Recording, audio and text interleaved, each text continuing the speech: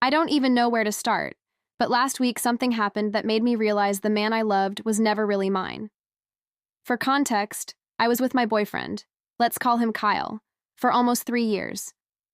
When we first met, it was like a movie. He swept me off my feet in ways I didn't even think were real outside of romance novels.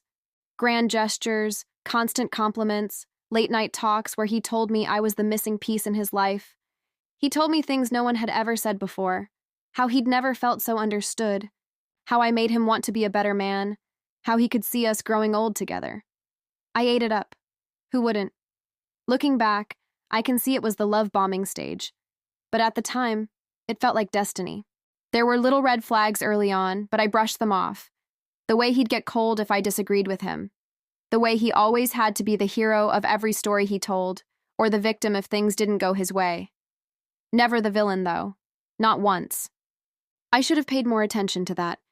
The first year was a honeymoon, but slowly things shifted. Kyle went from adoring to critical. He'd make little digs about how I dressed. He'd say I was too sensitive whenever I brought up hurt feelings. Sometimes he'd pick fights out of nowhere and then act like I was the one who couldn't let things go. He started withdrawing affection as punishment. If I upset him, suddenly he'd go cold for days, ignoring texts or sitting silently next to me, making me feel like I was walking on eggshells.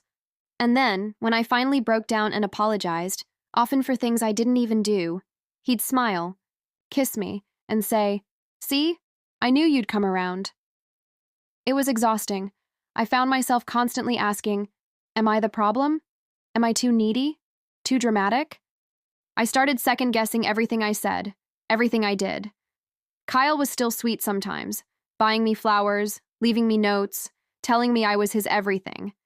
But it was unpredictable. Hot one minute, cold the next. Like living with a storm cloud that could either rain or shine, depending on his mood. And I kept thinking, if I could just be better, if I could just love him the right way, maybe we'd get back to how it was in the beginning. Spoiler, we didn't. It started like so many of our fights did. Small, stupid, almost nothing at all. We were sitting on my couch one evening, scrolling through Netflix. I suggested a documentary. Kyle rolled his eyes.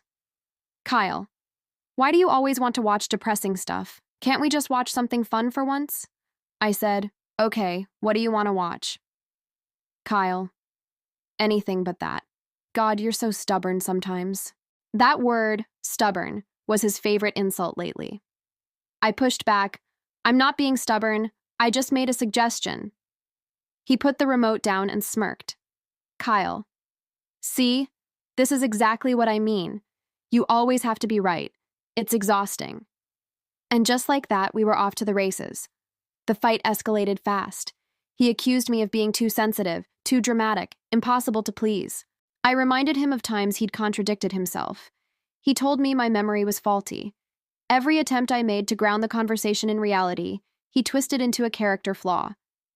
Finally, I snapped, "Do you even hear yourself? You twist everything I say until I'm the problem. Do you realize how manipulative that is?" His eyes narrowed.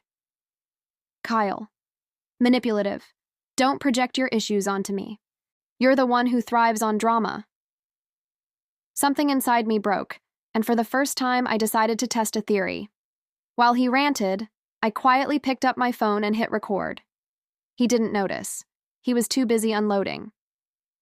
"Kyle, you're delusional sometimes. Honestly, it's embarrassing." "Kyle, no one else would put up with you."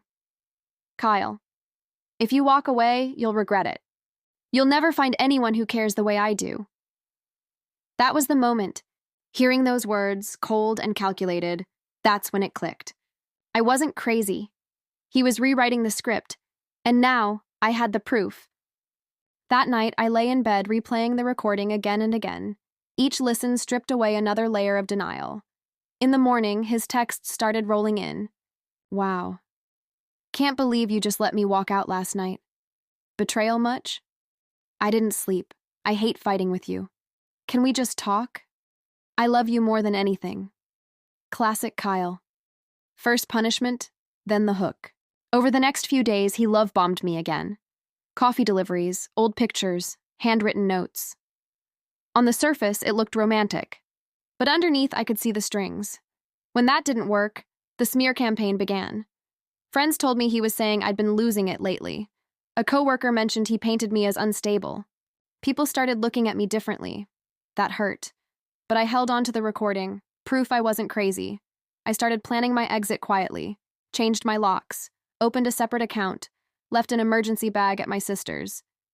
And then one night, Kyle showed up unannounced, plopped down on my couch and said, "I figured you wouldn't mind. We need to spend more time together anyway." I looked at him, really looked. The entitlement, the smug smile. And I finally said the words I'd been practicing. "I think you should go, and I think this should be the last time we see each other." He laughed, then raged, then sneered. "Fine, but don't come crawling back when you realize no one else will love you like I do." And just like that, he was gone. The silence that followed was the most peaceful sound I'd heard in years. In the days that followed, I called my best friend Rachel. I told her everything. She listened and said something that stuck. "You know why he's so mad? It's not because you betrayed him, it's because you broke character." And she was right.